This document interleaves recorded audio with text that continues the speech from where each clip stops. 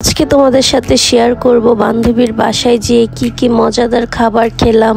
সবাই মিলে খুব বেশি এনজয় করলাম এবং বাচ্চারা তো খুব বেশি মজা করেছে। সো না টেনে পুরো ভিডিওটা দেখো, আশা করছি তোমাদের খুব বেশি ভালো লাগবে। হ্যালো এভরিওয়ান, আসসালামু আলাইকুম। কি অবস্থা, কেমন আছো তোমরা সবাই? এই তো অনেক দিন পর একটা ব্লগ ভিডিও নিয়ে চলে আসলাম তোমাদের জন্য। এই তো সেদিন দাওয়াত ছিল সুরার আরেক ফ্রেন্ডের বাসায়। তারপর আমরা সবাই সকালে ঘুম থেকে উঠে রেডি হয়ে দুপুরে চলে যাই ওর বাসায়। এত মজাদার খাবারের আয়োজন করেছে আন্টি, মানে ওর শাশুড়ি, এবং মানে সবাই খুব আন্তরিক আর এত বেশি ভালোবাসা দিয়েছে, আমাদের তো খুব বেশি ভালো লেগেছে। তারপরে এই তো আমি চলে যাই, আমার এক এক করে সব ফ্রেন্ডরাও চলে আসে আস্তে ধীরে। তারপর সবার সাথে একটু ভিডিও করে নিলাম। এই তো ম্যাডাম ফুলি হাই দিচ্ছে, তার বাসায় গিয়েছিলাম। তারপর অনেক লেট হয়ে যায়, আমাদেরকে খাবার দিয়ে দেয়। মানে কত রকম আইটেম যে করেছে, খিচুড়ি, ভর্তা, কারণ আমরা খিচুড়ি খেতে খুব বেশি পছন্দ করি, তাই আন্টি আমাদের জন্য খিচুড়িও রান্না করেছে। তারপর পোলাও, রোস্ট সব কিছুই করেছে। যাই হোক, আমরা খাওয়া দাওয়া শেষে আবার ওর রুমে চলে আসি। তারপর হচ্ছে এইখানে লাড্ডু, দই টই, মানে মিষ্টি যে আইটেমগুলো ছিল সেগুলো মানে দেওয়া হয়, সবাই একসাথে খেয়ে নেই। তারপর এই চুড়িগুলোর কাহিনী তো তোমাদেরকে বলেইছি। আমার ফ্রেন্ডের মানে শ্বশুর আঙ্কেল আমাদের জন্য এত চুড়ি নিয়ে আসে, মানে আরও অনেকগুলো নিয়ে এসেছিল পরে, মানে যে আমাদের পছন্দ মতো আমরা যাতে নিয়ে যাই, যার যতগুলো লাগে। মানে এই ব্যাপারটা এত বেশি ভালো লেগেছে, মানে আঙ্কেল খুব বেশি ভালো মনের মানুষ। তারপরে এই তো বান্ধবী আমার কি রেখে কি করবে, একটার পর একটা খেতেই দিচ্ছে শুধু।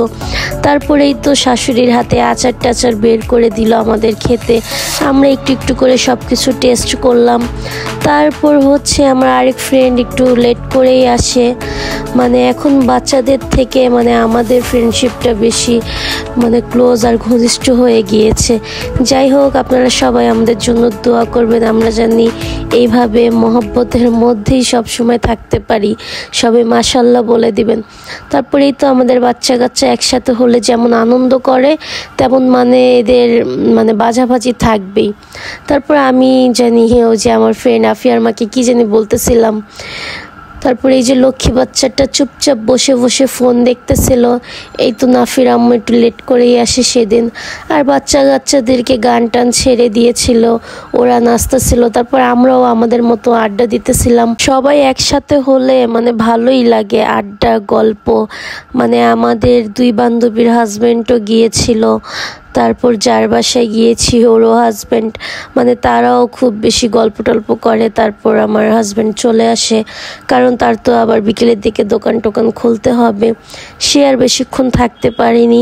তারপর আমরাই সবাই আড্ডা টাড্ডা দিতেছিলাম, মজা করতেছিলাম। এই তো এইখানে কি জানি একটা বলতেছিলাম, আমি আর হচ্ছে আফিয়ার মা আমরা নাচতেছিলাম যে বাচ্চারা একা কেন ডান্স করবে, চলো আমরাও একটু নাচি।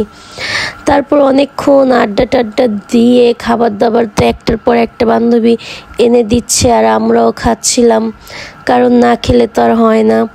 তারপরে এই তো ছোট্ট মামুনি, সে সুন্দর করে টিভি দেখে ডান্স করতেছিল কালাচান গানে।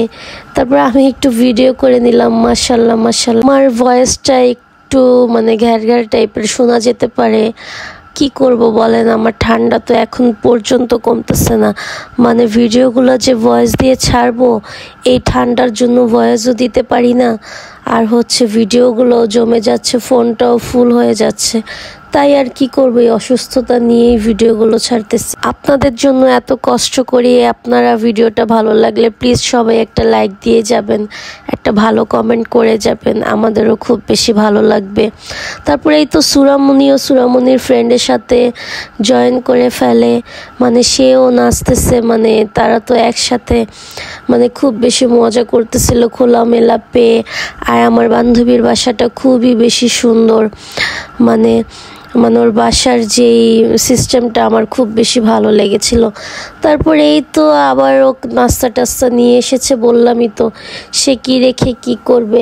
যাই হোক, তারপর আমরাও মজা করে খেয়ে দিয়ে তারপর বাসায় চলে আসি। এই যে আমার বান্ধবীর আরেকটা রুম, সেটা হচ্ছে তার গুপ্ত রুম যেটাকে বলে সেটা। তারপর রাত হয়ে যায়, আমরা বের হয়ে যাই। তারপর বান্ধবীকে বাই দিচ্ছিলাম, সবাই একসাথেই বের হয়ে যাই। যাই হোক, ভিডিওটা ভালো লাগলে সবাই একটা লাইক দিয়ে যাবেন এবং সবাই একটা ভালো কমেন্ট করে যাবেন। সবাই ভালো থাকবেন, সুস্থ থাকবেন। আল্লাহ হাফেজ।